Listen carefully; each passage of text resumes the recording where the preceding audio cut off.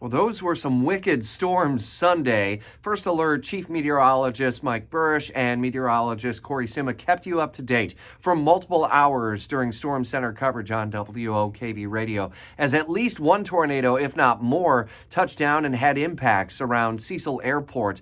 Dozens of homes impacted with power outages and some isolated reports of damage. We're still gathering that information throughout the course of this morning. National Weather Service survey team is expected to be out in the area. Shafalika Botnager providing comprehensive coverage from the Cecil Airport area. We have your photos and videos, storm damage reports at WOKV.com and in our app. Stay connected as the story evolves. Quieter weather today, thankfully. But it is an important reminder, and we say it all the time whenever we're forecasting severe weather for the area. Stay severe weather aware. Download the WOKV app, and you can customize severe weather alerts. We sent out multiple push alerts during the afternoon storms with severe thunderstorm warnings and tornado warnings, so you knew what was about to come into your neighborhood. We're continuing to follow a somewhat quiet forecast for this week and cooler air over the next several days. We continue to follow multiple storylines developing, including the role Mayport-based USS Carney is playing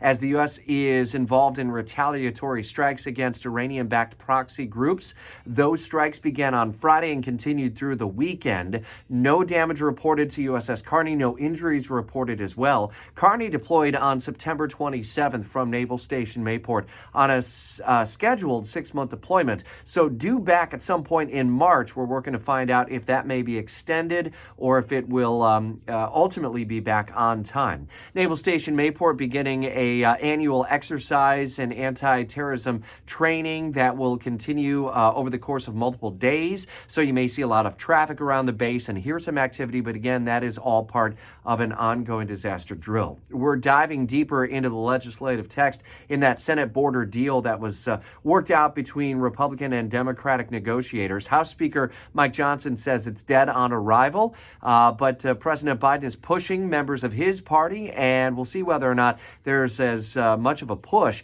from the Senate Minority Leader, Mitch McConnell, for Republicans to go along with it. We've already heard some detractors, including Florida Senator Marco Rubio. We'll follow that storyline over the coming hours and likely days ahead this week in Washington.